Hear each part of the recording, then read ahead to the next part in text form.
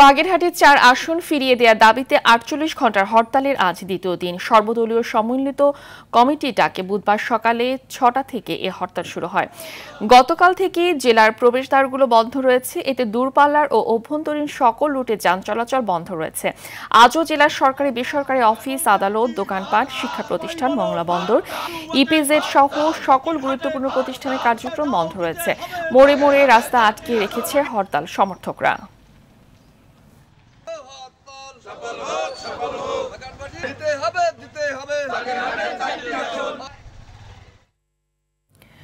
বাগেরহাটের হরতালের প্রভাব পড়েছে খুলনাতেও। বন্ধ রয়েছে ঢাকামুখী বাস চলাচল।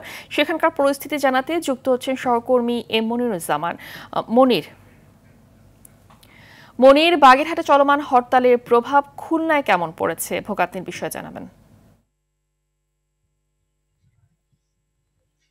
হ্যাঁ ফাহমিদা, যেমনটা বলছিলেন, বাগেরহাটের হরতালের প্রভাব কিন্তু খুলনায়ও পড়েছে।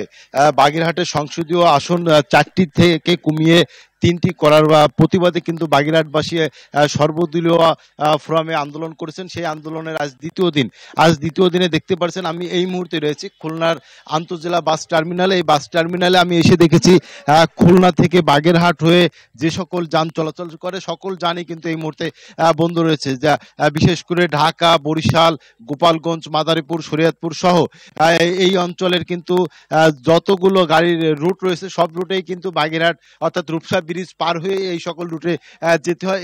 এই বাগেরহাটের হরতালের কারণে কিন্তু এই সকল রুট বন্ধ রয়েছে, তার ফলে কিন্তু বিপাকে পড়েছে অনেক সাধারণ যাত্রী। কারণ এটা কিন্তু অনেকেই জানেন না যে গতকাল থেকে যে হরতাল চলছে এর ফলে খুলনা থেকে যান চলাচল বন্ধ থাকবে, যার ফলে কিন্তু অনেকেই খুলনা বাস টার্মিনালে এসেছেন। এসে যান চলাচল বন্ধ থাকার কারণে তারা কিন্তু বিকল্প পথে যাচ্ছেন। সেই সঙ্গে আপনাকে আরো জানিয়ে রাখি, খুলনা থেকে বাগেরহাট হয়ে যে গাড়িগুলো ঢাকার উদ্দেশ্যে যায় এই রুট বন্ধ থাকার কারণে কিন্তু খুলনা থেকে পুরাতন রোডে অর্থাৎ যশোর হয়ে অনেক যান ঢাকায় যাচ্ছে বলে আমি জানতে পেরেছি। তবে খুলনা পার হয়ে রূপসার কিছু দূর পরেই কিন্তু বাগেরহাটের শুরু, সেইখানেই কিন্তু বসেছে হরতাল পালনের উদ্দেশ্যে একটি কিছু সংখ্যক লোক, যার ফলে কিন্তু খুলনা থেকে কোনো বাসই এখন পর্যন্ত বাগেরহাটের ওই রুটে ছেড়ে যায়নি বলে আমি জানতে পেরেছি। ফাহমিদা, আপনাকে জানিয়ে রাখি এই বাগেরহাটের যে 4টি আসন থেকে 3টি আসন করা হয়েছে, অর্থাৎ একটি আসন কমিয়ে দেওয়া হয়েছে, যার ফলে কিন্তু বাগেরহাটের সর্বদলীয় ঐক্য পরিষদের ডাকে কিন্তু তারা আজ দ্বিতীয় দফায় হরতাল পালন করছে।